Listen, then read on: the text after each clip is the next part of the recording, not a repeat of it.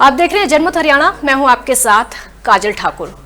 समझौता express blast क्या है? इस ब्लास्ट के तमाम ऐसे जाने अनजाने तथ्य हैं जो शायद आपको नहीं पता होंगे।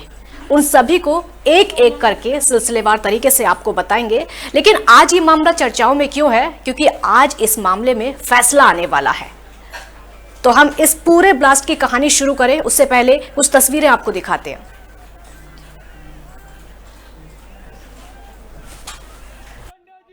श्री राम जय श्री राम जय श्री राम पंडित जी को जय श्री राम जय श्री राम जय श्री राम पंडित जी को जय श्री राम जय श्री राम जय श्री राम।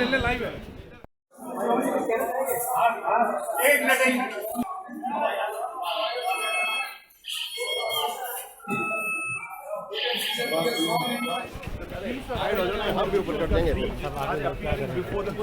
लोकेश जी, क्या उम्मीद है आज? ऑर्डर क्या एक्सपेक्टेशन है आज आपकी लोग की? लोकेश जी कुछ तो बोलो। लोकेश जी, लोकेश वेट करिए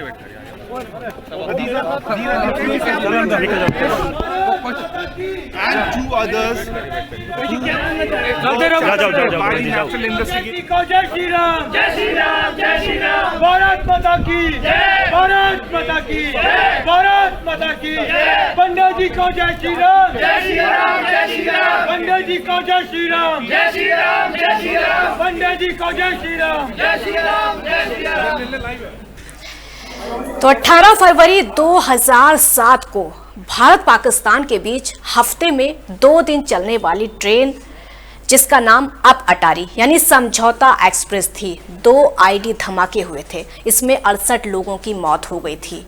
एनआईए कोर्ट समझौता ब्लास्ट मामले पर आज फैसला सुना सकती है। और आपको ये भी बता दें कि ये जो पूरा हादसा है रात को 11:53 पर हुआ था। दिल्ली से करीब 80 किलोमीटर दूर पानीपत के दीवाना रेलवे स्टेशन के पास ये धमाका हुआ था और धमाकों की वजह से ट्रेन में आग लग गई थी और इसमें महिला, बच्चे समेत तकरीबन 68 लोगों की मौत हो गई थी, जबकि 12 लोग घायल हो गए थे।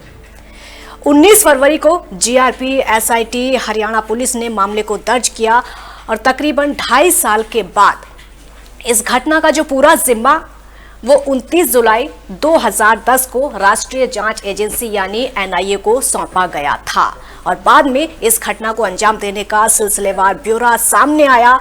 तो चलिए अब जानते हैं कि इस पूरे केस की साजिश क्या थी। ब्लास्ट वाले दिन बमों को समझौता एक्सप्रेस तक कैसे पहुंचाया गया, पूरा मंसूबा आखिर क्या था। जांच में यह स्थापित हुआ है कि अटारी एक्सप्रेस यानी समझौता एक्सप्रेस 18 फरवरी 2007 को रात 10:50 पर दिल्ली से अपने गंतव्य अटारी यानी पंजाब के लिए निकली थी और रात को 11:53 पर हरियाणा में पानीपत के पास दीवाना स्टेशन से गुजरते हुए इसके 2 जनरल डिब्बों में आग लग गई थी, यानी 2 बम धमाके हुए थे। इन दोनों डिब्बों में इसकी वजह से आग लग गई थी और इस पूरे हादसे में 4 अधिकारियों समेत 68 लोगों की मौत हो गई थी और 12 लोग घायल भी हुए थे। धमाके के बाद इसी ट्रेन के जो अन्य डिब्बे थे, बम से लैस 2 कारतूस वहां से बरामद किए गए और इसमें से एक को तो डिफ्यूज कर दिया गया था जबकि दूसरे को नष्ट कर दिया गया था। शुरुआती जांच में यह पता चला था कि सूटकेस मध्य प्रदेश के इंदौर स्थित कोठारी मार्केट में अभिनंदन बैग सेंटर में आया था, जिसे अभियुक्त ने 14 फरवरी 2007 को खरीदा था, यानी कि हमले से ठीक 4 दिन पहले। एनआईए की जांच में यह भी पता चला कि जिन लोगों ने हमला किया वो देश के कई मंदिरों पर हुए चरमपंथी हमलों से भड़के हुए थे और इसमें गुजरात के अक्षरधाम मंदिर और जम्मू कश्मीर के रघुनाथ मंदिर में हुए दोहरे धमाके भी शामिल थे और उसी के साथ में वाराणसी के संकट मोचन मंदिर के जो धमाके थे वो भी शामिल थे। जांच के दौरान ये भी स्थापित किया गया कि नव कुमार सरकार उर्फ स्वामी असीमानंद, सुनील जोशी उर्फ मनोज उर्फ गुरुजी, रामचंद उर्फ रामजी, विष्णु पटेल, संदीप दांगे उर्फ टीचर, ये सारे आरोपी थे। लोकेश शर्मा उर्फ अजय उर्फ कालू, कमल चौहान, रमेश वेंकट उर्फ अमित हकिया उर्फ प्रिंस ने अन्य लोगों के साथ मिलकर इस पूरे हमले को अंजाम दिया था। तो एनआईए के पंचकुला स्थित स्पेशल कोर्ट में उपरोक्त जो हमलावर हैं, जो आरोपी हैं, उन सभी को लेकर 2011 से 2012 के बीच में 3 बार चार्जशीट फाइल की गई। इंदौर, देवास और गुजरात के साथ साथ हरियाणा, दिल्ली, उत्तर प्रदेश, जम्मू, उत्तराखंड और झारखंड के कुछ शहरों में और विस्तार से यहां पर जांच की गई। तो पूरे देश की बड़ी संख्या से यहां पूछताछ हुई थी। इन टीमों ने मिलकर इस पूरी जांच में सहयोग किया था और जांच में यह भी स्थापित किया गया कि जांच अधिकारियों के मुताबिक अभियुक्त देश के कई मंदिरों में चरमपंथी हमलों में बेहद खफा थे और बदला लेने के लिए उन्होंने इस पूरी कार्रवाई को अंजाम दिया था। ये अभियुक्त बम धमाके करने के उद्देश्य से योजना बनाने को लेकर देश के कई शहरों में एक दूसरे से मिलते थे। इन लोगों ने बम बनाने से लेकर मध्य प्रदेश और फरीदाबाद के करणी सिंह शूटिंग रेंज में पिस्तौल चलाने तक की ट्रेनिंग ली थी। तो आपको ये भी बता दें कि 15 दिसंबर 2012 को इस पूरे मामले में राजेंद्र चौधरी नामक शख्स को इंदौर से गिरफ्तार किया गया। राजेंद्र चौधरी के साथ साथ कमल चौहान और लोकेश शर्मा का नाम भी 2006 में हुए मालेगांव ब्लास्ट में सामने आया था।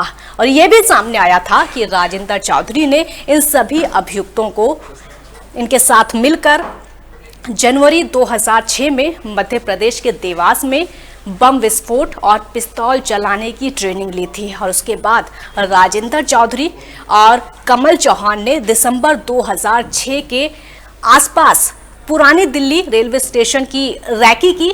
दोनों इंदौर इंटरसिटी एक्सप्रेस से फर्जी नाम के साथ दिल्ली पहुंचे और वहां मौजूद सुरक्षा बंदोबस्त का जायजा लेकर उसी दिन वापस लौट गए थे। उन्होंने बताया कि वहां सुरक्षा चाक चौबंद है, लिहाजा 2 और मौके पर जनवरी फरवरी 2007 में स्टेशन की रैकी फिर से की गई। फिर से वहां पर स्टेशन की रैकी की गई और ब्लास्ट के दिन क्या हुआ था ये आपको बताते हैं। जांच में पता चला कि लोकेश शर्मा, राजेंद्र चौधरी 17 फरवरी को समझौता एक्सप्रेस ब्लास्ट से एक दिन पहले की बात है। ये इंदौर में रमेश उर्फ अमित हकला के कमरे पर पहुंचे, जहां उनके साथ अन्य अभियुक्त कमल चौहान, रामचंद्र शामिल थे। उसके बाद रामचंद्र ने लोकेश शर्मा, अमित, कमल चौहान और राजेंद्र चौधरी को फर्जी नामों वाली 2 टिकटें और आईडी से भरा हुआ एक बैग सौंपा था, जिसको बाद में समझौता एक्सप्रेस में रख दिया गया था। जिस कमरे में ये बैग इन चारों अभियुक्तों को सौंपे गए थे उसे रामचंद्र कलसांगरा ने किराए पर ले रखा था और उसमें अमित हकला 2006 से 2007 के बीच में रह रहा था। यही वो कमरा था जिसमें इस ब्लास्ट में इस्तेमाल किए गए ज्वलनशील पदार्थों की जो बोतल थी उनकी सील तोड़ने का काम किया गया था। अमित हकला और कमल चौहान ने किया था ये काम। इन चारों अभियुक्तों को रामचंद्र कलसांगरा ने ही अपनी मारुति वैन में इंदौर स्टेशन पर छोड़ा था। तो इंदौर से चलकर चारों अभियुक्त 18 फरवरी की सुबह निजामुद्दीन रेलवे स्टेशन पहुंचे और वहां लोकल ट्रेन के जरिए पुरानी दिल्ली रेलवे स्टेशन पहुंचे। लश्कर से संबंध के आरोप में गिरफ्तार उमा, संजय, नीरज, ये 7 वो मामले जिन्हें लेकर हिंदू संगठनों पर आरोप लगे थे। और आपको ये भी बता दें कि पुरानी दिल्ली के डॉर्मेट्री में ठहरे हुए और इतना ही नहीं, चारों अभियुक्त जो थे पुरानी दिल्ली के डॉर्मेट्री के अलग अलग 2 कमरों में ठहरे हुए थे। कुछ देर यहाँ पर उन्होंने आराम किया, उसके बाद सभी सूटकेस को वहीं छोड़कर बाहर निकल गए थे। शाम को जब ये डॉर्मेट्री में वापस लौटे तो रमेश वेंकट महालकर यानी अमित हकला ने राजेंद्र चौधरी से दरवाजे पर नजर रखने को कहा ताकि बम के टाइमर को सेट किया जा सके। दूसरी तरफ लोकेश शर्मा ने भी दोनों सूटकेस में टाइमर लगाने की कोशिश की, लेकिन वहां लोगों की मौजूदगी की वजह से वो इस काम में कामयाब नहीं हो पाए। उन्होंने इसकी जो जानकारी थी अमित हकला को दे दी थी। फिर दोनों ने डॉर्मेट्री की सीढ़ियों पर अपने सूटकेस आपस में बदल लिए। फिर लोकेश शर्मा और कमल चौधरी सूटकेसों के साथ प्लेटफॉर्म पर चले गए और समझौता एक्सप्रेस के स्टेशन पर लगाए जाने का इंतजार करने लगे।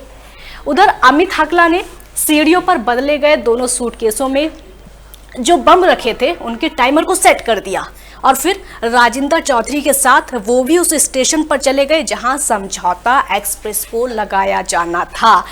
तो एक्सप्रेस पहले प्लेटफॉर्म के कोने यानी 18 नंबर पर थी वहां पर लगाई गई। अमित हकला और राजेंद्र चौधरी उस पर चढ़ गए।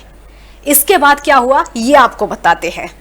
एक्सप्रेस तय समय के मुताबिक अपने गंतव्य अटारी की ओर चल पड़ी और फिर क्या हुआ, रास्ते में पानीपत के पास ही ये पूरा धमाका हो गया। शिमला समझौते की देन है समझौता एक्सप्रेस। भारत और पाकिस्तान के बीच समझौता एक्सप्रेस ट्रेन की शुरुआत शिमला समझौते के बाद 22 जुलाई 1976 को हुई थी। तब ये ट्रेन अमृतसर और लाहौर के बीच 52 किलोमीटर का सफर रोजाना तय किया करती थी। पंजाब में 1980 के दशक में फैली अशांति को लेकर सुरक्षा की वजह से भारतीय रेल ने इस सेवा को अटारी स्टेशन तक सीमित कर दिया था, जहां कस्टम और इमिग्रेशन की मंजूरी ली जाती थी।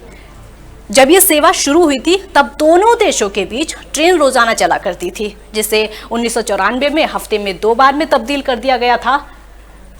कई बार बाधित हुई समझौता एक्सप्रेस ट्रेन की जो सेवा थी, पहली बार इस ट्रेन का परिचालन 13 दिसंबर 2001 को संसद पर हुए चरमपंथी हमले के बाद रोक दिया गया था।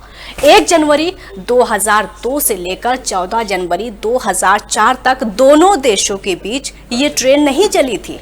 इसके बाद क्या हुआ, इसके बाद 27 दिसंबर 2007 को पाकिस्तान की पूर्व प्रधानमंत्री बेनजीर भुट्टो की हत्या के बाद एक बार फिर से इस ट्रेन का परिचालन रोक दिया गया था और उसके बाद 8 अक्टूबर 2012 को पुलिस ने दिल्ली आ रही इस ट्रेन से वाघा बॉर्डर पर 100 किलो प्रतिबंधित हेरोइन और 500 राउंड कारतूस बरामद किए थे।